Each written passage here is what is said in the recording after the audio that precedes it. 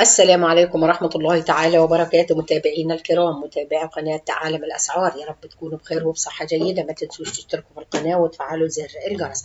أسعار الأضاحي: الخرفان الخروف في مصر 2023.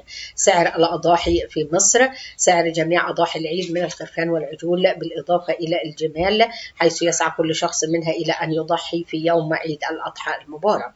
الأضحية هي ما يذبح من بهيمة الأنعام أيام عيد الأضحى بسبب العيد، تقربا إلى الله عز وجل، وهي من شعائر الإسلام المشروعة بكتاب الله تعالى وسنة رسوله صلى الله عليه وسلم وإجماع المسلمين. قائمة أسعار الكيلو وواقف من العجول والأنعام والخرفان والجمال: سعر كيلو لحم العجل واقف يصل إلى حوالي 140 جنيه. سعر كيلو الخروف الحي العام الحالي حوالي 145 جنيه.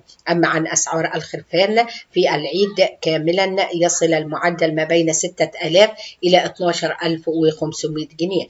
أسعار العجول تختلف حسب الوزن من 42,000 إلى 68,000، وربما تزيد لأنها بالميزان. سعر كيلو الخرفان قائم: يختلف سعر الخروف القائم من مكان إلى آخر، وذلك على حسب حجم الخروف والتربية الخاصة، ولكن في المتداول يتراوح سعر الخروف من 8500 جنيه إلى 14,000 جنيه. أسعار الأضاحي في وزارة الزراعة لا تختلف كسر أسعار الأضاحي في وزارة الزراعة عن باقي الأماكن، أن وزارة الزراعة تقدم أسعار أفضل من غيرها. أسعار الأضاحي في مصر: يتراوح سعر كيلو الجاموس القائم من 120 إلى 145. يتراوح سعر كيلو الجاموس البتلو القائم من 145 إلى 142 جنيه. يتراوح كيلو البقري القائم من سعر 122 إلى 141 جنيه. أسعار العجول في مصر: يبدأ سعر كيلو العجول الحي من 140 جنيه إلى 145 جنيه.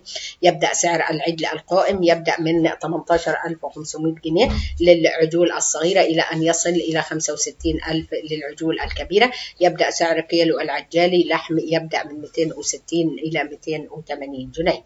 أسعار خرفان الأضحية في مصر: يبدأ سعر كيلو الضاني القائم من 160 إلى 185 جنيه للإناث. يبدأ سعر كيلو الضاني القائم ذكور من 165 إلى 205 جنيه. يبدأ سعر كيلو الضاني لحم يبدأ من 290 جنيه. يبدأ سعر الخروف القائم من 6000 ويصل إلى 14,000 جنيه. وقد يختلف هذه الأسعار قليلا على حسب نوع الأضحية والوزن الكلي لها، بالإضافة إلى نوع العلف وطريقة التربية الخاصة بها. كل عام وأنتم بخير. ما تنسوش تشتركوا في القناة وتفعلوا زر الجرس. والسلام عليكم ورحمة الله تعالى وبركاته.